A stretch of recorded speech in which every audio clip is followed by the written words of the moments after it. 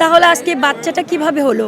এতগুলা সাংবাদিকদের সামনে ভাইয়া কি জবাব দিবে? সাকিব ভাইয়ের জীবনে অপু দি হচ্ছে একটা লাকি পারসন। বুবলি মা হলো, বুবলি তার স্বামী তাকে স্বীকৃতি দিচ্ছে না, এই ধরনের মানে এটা কেন?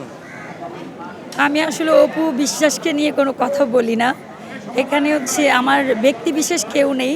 আমি হচ্ছে মানে একটা কথা কি যে আজকে বুবলিরও যদি এরকম ধরনের প্রবলেম হতো অবশ্যই আমি রুখে দাঁড়াতাম এবং এই সেম প্রতিবাদই করতাম।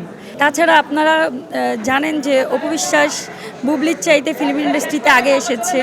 তারপরে সাকিব ভাই আজকে বাংলাদেশের সুপারস্টার, তার সাথেও আমি মুভি করেছি।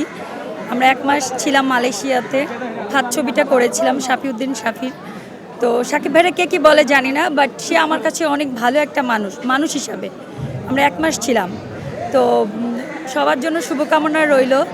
আর সাকিব ভাইকে আমি সেই কথাটা বলবো, এতগুলা ক্যামেরা, এতগুলা সাংবাদিক ভাইরা, যে ভাইয়া এমন কোনো কথা বলবে না যেটা নোট করা থাকে। আপনি বলেছিলেন যে এই ভদ্র মহিলার কোনো অস্তিত্ব আমার জীবনে নাই। তাহলে আজকে বাচ্চাটা কিভাবে হলো? এতগুলা সাংবাদিকদের সামনে ভাইয়া কি জবাব দিবে?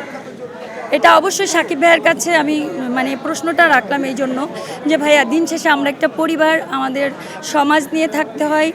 আমরা হচ্ছে একটা মানে সব সমাজ পরিবার নিয়েই তো আমরা একটা সোসাইটি মেনটেন করি। সো ভাই আমি চাই না আপনাকে নিয়ে সমালোচনা হোক বা বুবলিকে নিয়েও এই ধরনের কোনো সমালোচনাই পড়ুক। দিন শেষে বাচ্চাগুলো নিষ্পাপ, সবাই সবার মানে কি বলবো পিতৃত্বের পরিচয় পাক, এটাই আমরা চাই। আমরা চাই না যে বাচ্চাগুলোকে নিয়ে নোংরামি করুক। বাট আমি দিন শেষে সাকিব ভাইকে অবশ্যই বলবো, সাকিব ভাইয়ের জীবনে যেহেতু অপু দি হচ্ছে একটা লাকি পারসন এবং তার স্থান সবার ঊর্ধ্বে তার কাছে। তো আমি বলবো যে সাকিব ভাই আপনি অপু দিদিকে এবং জয়কে এবং আপনার যে বাচ্চাগুলো আছে তাদেরকে নিয়ে ভালোভাবে থাকবেন, বাট অপু বিশ্বাসকে নিয়ে সংসার করুক, এটা আমি মনে প্রাণে চাই।